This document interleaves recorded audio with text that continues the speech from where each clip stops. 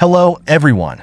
The piles of lifeless bodies, families torn apart, the stolen childhoods of thousands of young girls, and the millions of people sold into the deadly grip of addiction. All of this is just the tip of the iceberg, while the world witnessed the rise of one of the most feared drug lords in history. His life is still shrouded in countless untold secrets. In this video, we'll uncover the little-known truths about El Chapo that will shock and chill you. In 1988, in Sinaloa, a man rose to seize the most powerful position in Mexico's drug trade. From what seemed like an innocent beginning, he quickly transformed into an unstoppable monster, ruling the very streets he once played on as a child. This short, stocky man climbed to the top of the criminal underworld, becoming a notorious figure just behind Pablo Escobar. His wealth ballooned to $3 billion, but none of it was destined from the start. Joaquin Guzman, better known as El Chapo, was born into a poor family in rural Mexico. As a child, El Chapo would play with animals and help his parents on their farm.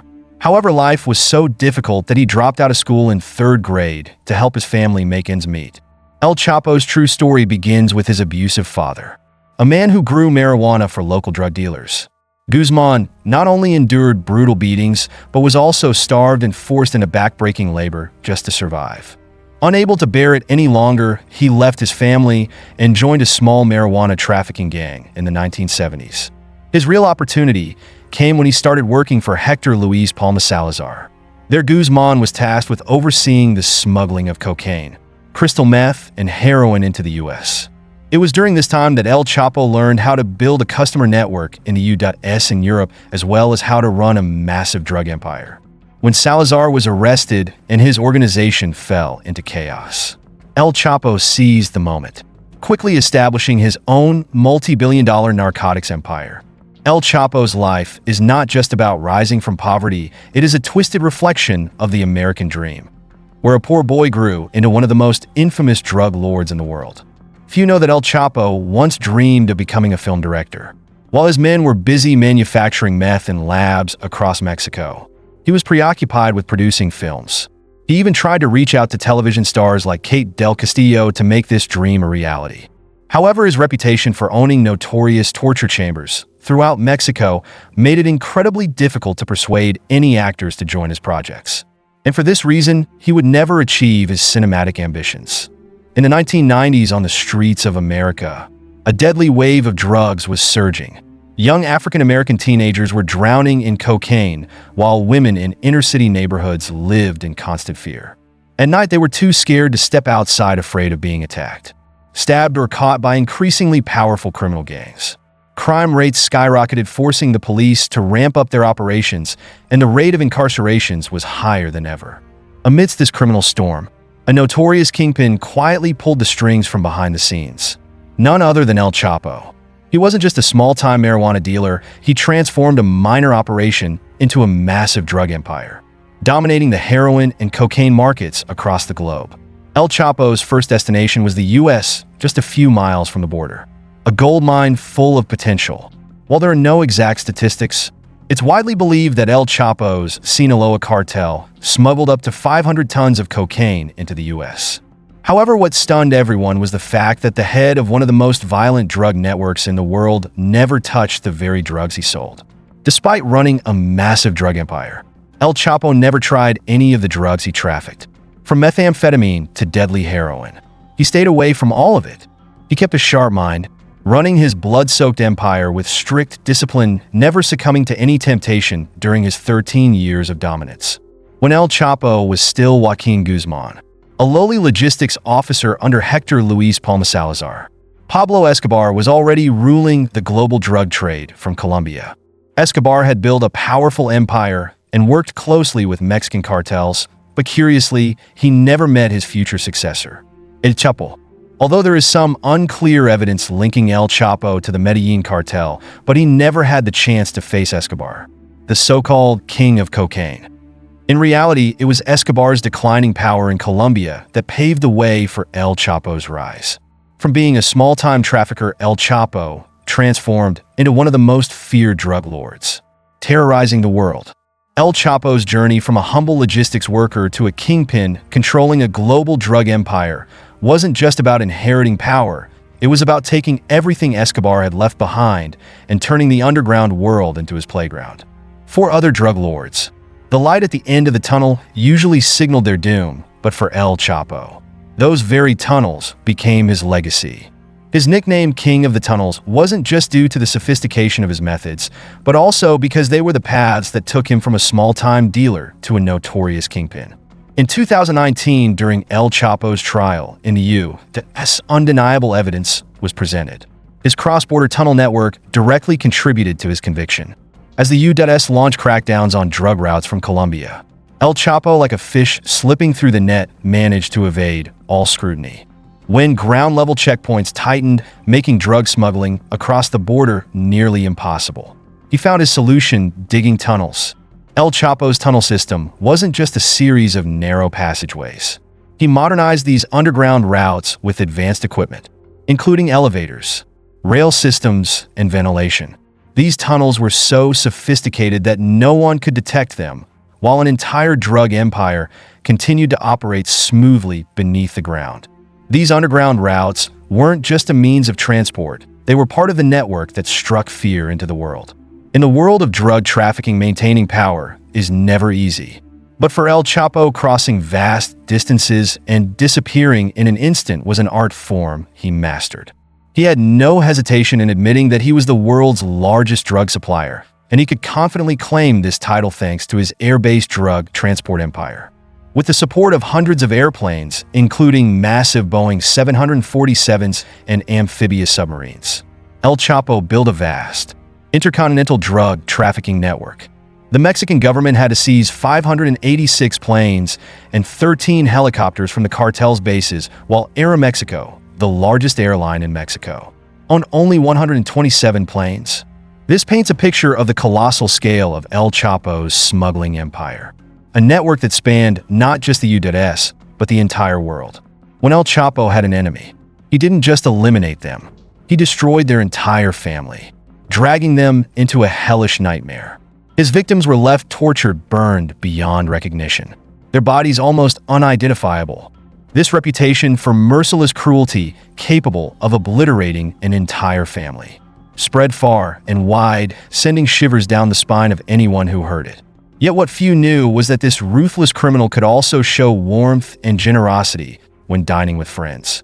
For a drug lord like El Chapo, eating out wasn't a priority. But what set him apart was his generosity in paying for others' meals. Imagine sitting at a table where a security team collects your phone, and the only way to get a free meal is to accept El Chapo's sponsorship. But the price to pay was steep. You would have to comply with whatever he demanded. Refuse his sponsorship? Simple. You would never leave the restaurant, and getting your phone back would be nearly impossible. In Mexico, the name El Chapo was never associated with kindness. He made 56 witnesses testify about his horrific crimes, revealing only a fraction of his hidden world.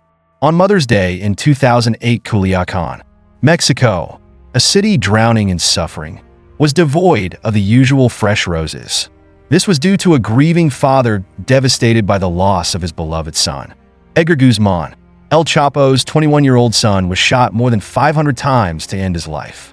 His death left his body in such a mutilated state that even his mother couldn't recognize him.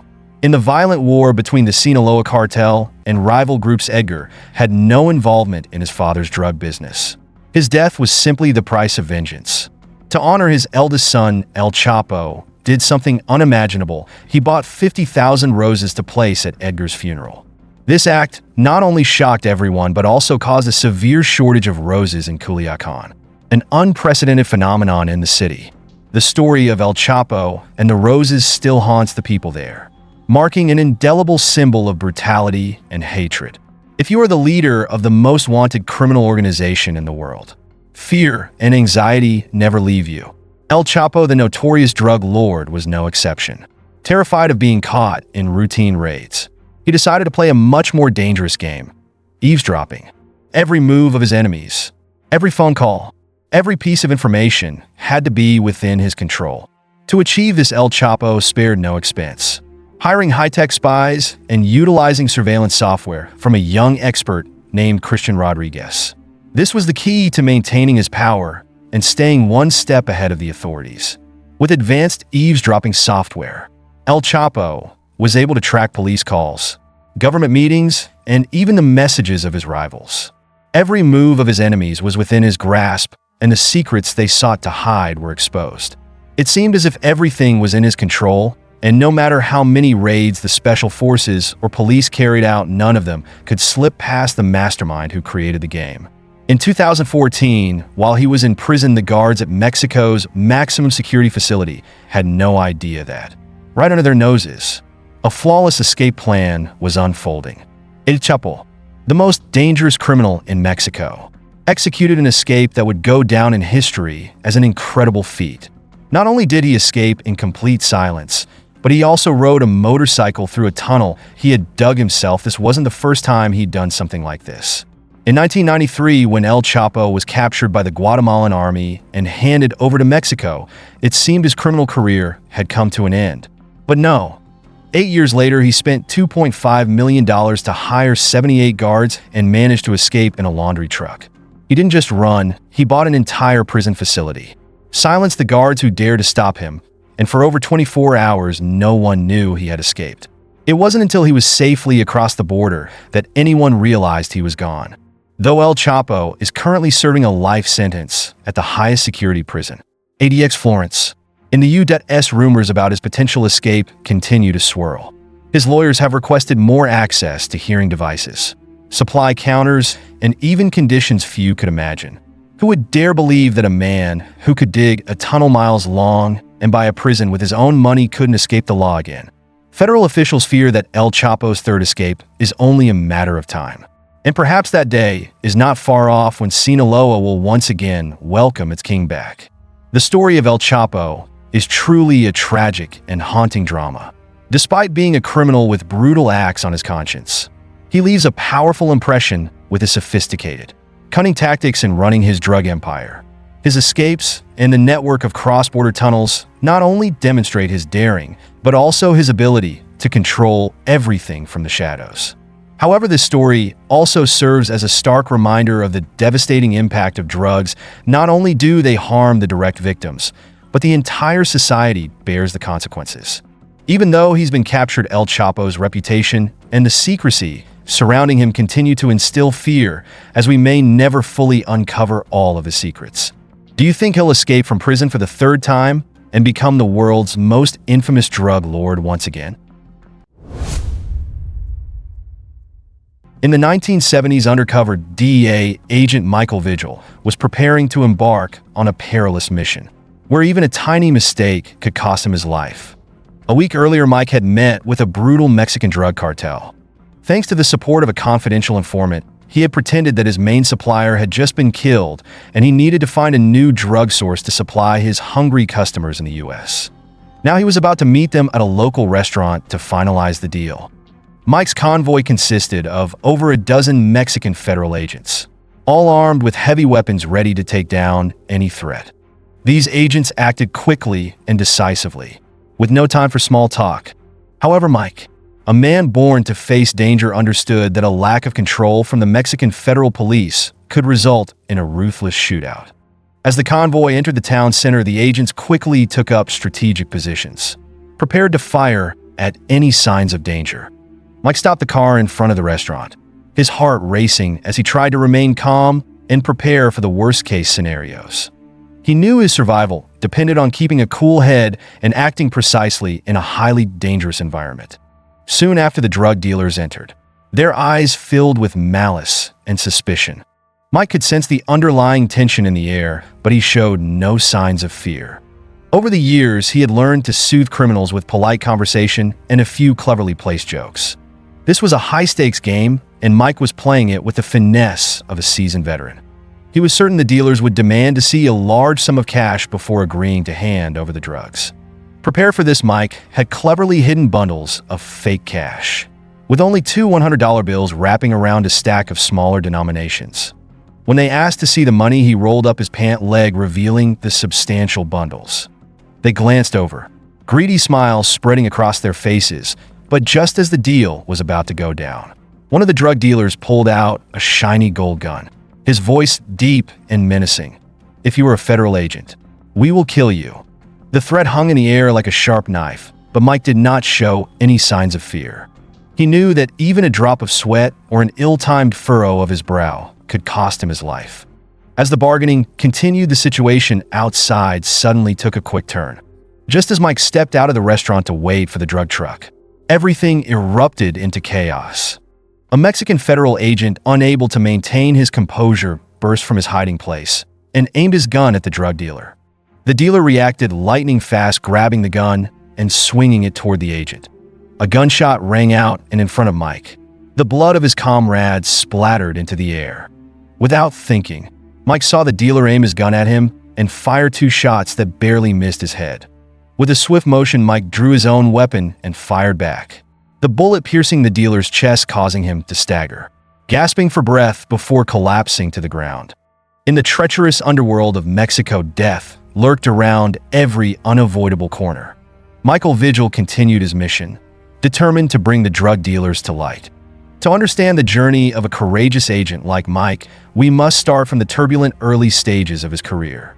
Michael Vigil went from living in a small town to becoming a renowned DEA agent, starting with a burning dream ignited by his parents. Hardworking individuals imbued with integrity, courage, and a fierce love for justice. Thus, Mike was determined to pursue a degree in criminology and continuously applied to numerous federal and state agencies. His career truly took off when the Drug Enforcement Administration, DEA, was established on July 1st, 1973, after President Richard Nixon declared a war on drugs. The mission of the DEA was to combat global drug trafficking, becoming the only agency authorized to operate both domestically and internationally. Mike was captivated by the undercover operations of the DEA, where he realized that this job was like a high-stakes game of chess, filled with calculation and risk. This was the beginning of his long journey marked by blood and tears. Mike's first assignment was at the Albuquerque, New Mexico field office. From the very first moment, he sensed danger lurking like a wild beast. In his autobiography, Mike wrote that undercover work was not for the faint-hearted. The mind had to remain alert, sharp and quick enough to react to every unexpected situation. Drug deals were often unpredictable, and drug dealers were always ready to shift the dynamics to their advantage. A single mistake could not only cost him an opportunity, but also his life. One of his strengths was his ability to embody any necessary role, and he was fluent in Spanish. To infiltrate high-level drug trafficking networks, Mike had to immerse himself in their world. He dressed in stylish clothing, wearing expensive sports jackets, Italian loafers, and sparkling diamond rings along with long gold chains. The heroin dealers in New Mexico were seasoned criminals, many of whom had previously served time for drug trafficking. Mike easily blended into their criminal world, honing his undercover skills. He knew how to erase any doubts about his identity as a federal agent, transforming himself into a cold-hearted and ruthless drug dealer. Mike not only spoke their language but also understood their habits, immersing himself in their cunning ways. He constantly walked the line between life and death, facing the risk of exposure every second, yet always managed to escape from the most perilous situations. During one operation, Mike carried a listening device to record negotiations with the drug dealers, but unfortunately, the device's battery leaked and acid began to corrode his stomach. Mike vividly remembered the smell of burning flesh, the searing pain that nearly became unbearable. But he showed no signs of panic, enduring the pain for hours as knowing that if he were discovered, the price would be far more horrific. When forced to try drugs, Mike skillfully declined, making the dealers believe that he was only interested in money and not tempted by addiction. Each time he escaped suspicion, he realized that his luck could run out at any moment. Even a single wrong word could cost him his life. However, over the years, he developed a sixth sense that allowed him to read people in an instant, recognizing life and death signals. In the dark world in which Mike lived, where trust was as fragile as a spider's thread and death lurked around every corner, that sixth sense had saved him more than once. Mike's journey was an unceasing battle between life and death, a fight he was determined never to give up. During Operation Heroin B, Mike painstakingly built trust with many drug lords through his network of informants, individuals who introduced him to key players in the underworld. From there, he began conducting undercover transactions, all aimed at one goal: capturing dangerous criminals. The ringleaders constantly challenged him, interrogating him about every detail of his connections, scrutinizing his past, and grilling him about other drug dealers who could vouch for him. Walking a razor's edge, Mike had to carefully consider every word. Each response needed to be convincing, but not too specific, like a performer in a high-stakes play. He knew that these drug dealers were greedy individuals solely interested in profit, their eyes lighting up at the mention of money, filled with ambition and devoid of empathy. Before entering any dangerous situation, Mike always practiced and adjusted his fabricated story along with the intel he had gathered. He understood that even a small mistake could lead to serious consequences, even death. A memorable operation took place in the mid-1970s when the Drug Enforcement Administration, DEA, launched Operation Heroin B to combat the wave of drugs flooding into the United States from Mexico. Mike's mission was to take down the largest and most dangerous heroin dealer in the West at the time, James Orlando Quintana. Quintana was not just an ordinary criminal. He ran a tightly organized drug empire with a network stretching from major cities to Mexico. Even other drug lords had to tread carefully around him. Quintana was intelligent and charismatic, capable of manipulating and controlling those around him, like a conductor leading an orchestra. He was born to lead but chose the path of crime instead of righteousness, and his fate would be no less than a tragic disaster. The DEA's investigation into Quintana began with a potential informant who was serving time in prison. Although there was no direct link to Quintana, he could introduce Mike to a low-level smuggler working for him, Henry Gutierrez. This informant was released briefly, and Mike had to closely monitor his every move to ensure no incidents occurred. The situation became tense, and Mike had to maintain his highest level of performance.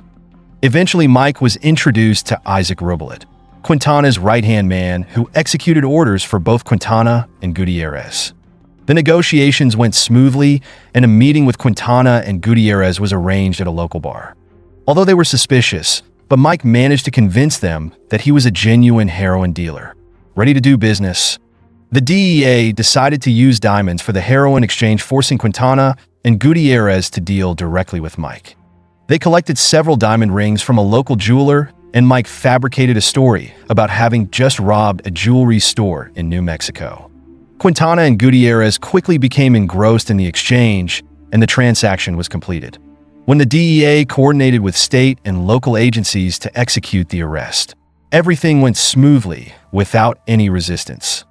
Mike confidently entered the office where Quintana and Rubelid were being held, introducing himself as a DEA agent and marking the conclusion of a highly successful operation, a turning point in the war on drugs. Quintana was released on bail pending trial, but he was determined not to return to prison. After more than a year of searching, the U.S. Marshals, with Mike's assistance, finally located him in a house in Kansas City. When they stormed in, the scene they witnessed sent chills down their spines. Quintana's body lay in the hallway, next to a handgun. He had chosen to end his life rather than return to the cold walls of prison. His reign of terror had come to an end, but Mike couldn't help but wonder, if he had chosen a different path, would the world have seen something better from him? Quintana's legacy would forever be just a shadow of despair and suffering. After many years of service in the U.S., Mike decided to take a greater risk by delving deep into the brutal underground world of Mexico. Driven by a desire to bring criminals to justice, Mike applied to the DEA office in Sonora, Mexico. With an impressive track record, he was immediately selected for the position. However, working in Mexico was not the same as in the U.S. The Mexican Federal Judicial Police, MFJP, was infamous for its corruption and incompetence. From the very beginning, Mike faced a series of obstacles created by other personnel. Some of his intel was intercepted. They lied, saying he wasn't there, and advised people not to call back. Despite this, Mike was determined not to give up easily. He gradually identified a few reliable MFJP officers to collaborate with on drug busts. However, he understood that they were primarily skilled in field operations without much investigative prowess. Thus, the DEA would conduct investigations first and only involve the MFJP when necessary for arrests and drug seizures. Mike always organized drug transactions in public places to minimize the risk of being robbed or kidnapped for ransom. but with Mexican drug lords. Their ruthlessness was akin to a game of Russian roulette filled with unpredictability. In one operation, while Mike was hiding in a hotel waiting for news from his informant, there was suddenly a loud knock on the door. Thinking it was his informant, so he opened the door and froze before 8 armed men, all holding semi-automatic weapons. The ringleader, with a deep and threatening voice, demanded to see Mike while the others loomed behind like hungry tigers. In the next room, the Mexican agents were completely unaware of the tense situation unfolding. Mike requested to speak privately with the ringleader. As he stepped into the room, the thug's rough hands patted Mike down for hidden weapons, but he was unaware that Mike had prepared for every eventuality. In that life-or-death moment, Mike remained calm, but the harsh reality hit him when it became clear. These men were the judicial police, and they mistook Mike for a wealthy drug dealer coming to share profits. Realizing the severity of the situation, Mike quickly drew his concealed firearm and aimed it at the officer's mouth, threatening to shoot if he didn't comply. His heart raced as adrenaline surged through him, prompting Mike to burst out of the hotel room and shout for assistance. Once again, luck was on his side. The surprised state police had no time to react, raising their hands in surrender as Mike and the MFJP team disarmed them. It was yet another narrow escape, a testament to the constant dangers Mike faced while working undercover in Mexico. However, if you think working in Mexico was dangerous enough, Colombia was truly an adventure into the lion's den, where death lurked around every corner. After years of facing drug gangs in Mexico, Mike was appointed as the head of the DEA office in Medellin, Colombia, a place where death and violence had become part of daily life. Although DEA regulations allowed agents to serve abroad for a maximum of 6.5 years, but Medellin's reputation as the most violent and dangerous city in the world prompted them to make a special exception. They needed someone experienced like Mike to deal with the horrific situation there. The power of Colombia's drug gangs was like a vast web of violence, with discarded corpses lining the streets as their trademark. In his first week, Mike witnessed horrific scenes: decapitated bodies, blood flowing freely, while passers-by treated the gruesome sights as mere obstacles in their path. Medellin was home to the most notorious gangs led by Pablo Escobar, along with other cold-blooded criminals like Carlos Leder Rivas and the Ochoa brothers. Stepping into this world, Mike understood that coordinating with the Colombian National Police, CNP, was inevitable. The CNP officers lived in constant fear, with a $600 bounty on their heads imposed by Escobar, a stark reminder that their lives were merely numbers. Not wasting any time, Mike immediately sprang into action. One of his early significant successes was the arrest of Harold Rosenthal, a fugitive from the U.S. involved in drug trafficking. This arrest quickly turned Mike into a target for assassination, but what worsened the attacks against him was the raid on the infamous Tranquilandia cocaine processing lab belonging to the Medellin cartel. The raid resulted in the destruction of nearly 14 tons of cocaine worth over $1 billion, sending shockwaves through the criminal underworld. The assassins hired by drug traffickers often used motorcycles to pursue their targets in crowded traffic. They would get close to the victim and open fire at close range, a deadly tactic. One evening when Mike left the DEA office late, he heard the sound of a motorcycle revving up behind him. The bike sped toward him, nearly tailgating his car. Headlights off, a common assassination trick of the Medellin cartel. 2 men on the bike glanced at Mike as they passed, with the passenger tightly gripping a gun on his thigh. Mike wondered what had stopped them from killing him in that moment. Perhaps they just wanted to send a message without getting blood on their hands. After a year in Medellin, the U.S. ambassador decided to close the office due to increasing threats from the cartel. Mike moved to Barranquilla, in northern Colombia, where he took on the role of office chief. At this time, he received the devastating news of the brutal death of his close friend, Agent Kiki Camarena, who had been viciously murdered by the Guadalajara cartel in Mexico. When a DEA agent falls, the message from the U.S. government is always clear: if you cross the line with our agents, we will devote every resource to hunt you down and bring those responsible to justice. Driven by grief and an intense determination to avenge his fallen friend, Mike quickly joined the hunt for the criminals, resolved not just to wage a battle, but a life-or-death war.